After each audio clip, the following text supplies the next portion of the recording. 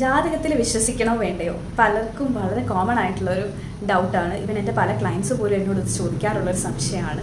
So ഈ കാര്യത്തിൽ എൻ്റെ പേഴ്സണൽ ആയിട്ടുള്ള ഒരു അനുഭവവും അഭിപ്രായവും അതുപോലെ തന്നെ എൻ്റെ ഗുരു പറഞ്ഞിട്ടുള്ള ഒരു കാര്യവും ഞാൻ പറയാൻ ആഗ്രഹിക്കുന്നു.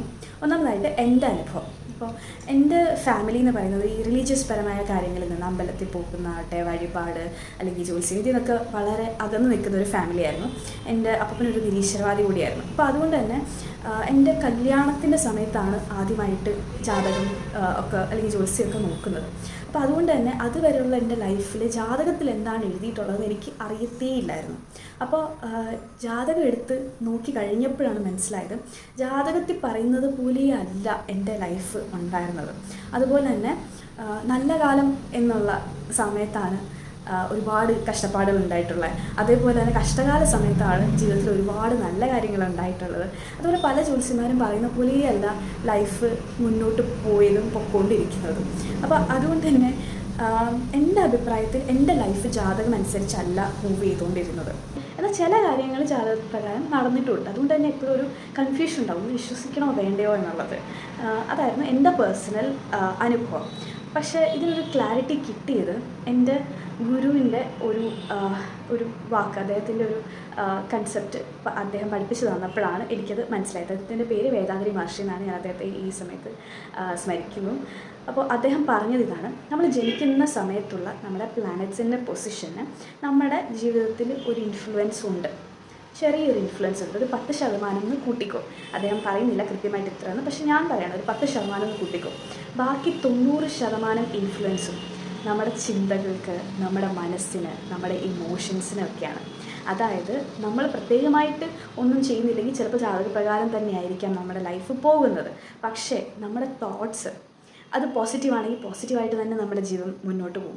നമ്മുടെ തോട്ട്സ് നെഗറ്റീവാണെങ്കിൽ നെഗറ്റീവായിട്ട് നമ്മുടെ ജീവിതം മുന്നോട്ട് പോകും. സോ ജാതകത്തിൽ പറയുന്ന കാര്യങ്ങൾ ഓൾറെഡി അറിയാവുന്ന വ്യക്തി, ആ വ്യക്തിക്ക് ഇത് കഷ്ടകാല സമയമാണെന്ന് അറിയുമ്പോൾ ആ വ്യക്തി ഓൾറെഡി ആ വ്യക്തിയുടെ മനസ്സിൽ നെഗറ്റീവായിട്ടാണ് ചിന്തിക്കുക. ഓക്കെ, ഈ സമയത്ത് ഞാൻ എന്ത് ചെയ്താലും കഷ്ടകാലം ആയിരിക്കും എന്നുള്ള ചിന്ത അവരുടെ മനസ്സിൽ കാണും.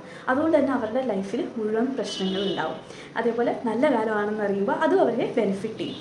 സോ നമ്മുടെ ജീവിതത്തിൽ നടക്കാൻ പോകുന്ന കാര്യങ്ങൾ അഡ്വാൻസ് ആയിട്ട് അറിഞ്ഞു വയ്ക്കുമ്പോൾ നമ്മൾ അത് തന്നെ നമ്മുടെ ജീവിതത്തിലേക്ക് അട്രാക്ട് ചെയ്ത് എടുക്കും. അതുകൊണ്ടായിരിക്കാം ഒരുപക്ഷെ ചിലർക്ക് അവരുടെ ജീവിതം ജാതകം പോലെ തന്നെ സംഭവിക്കുന്നത്.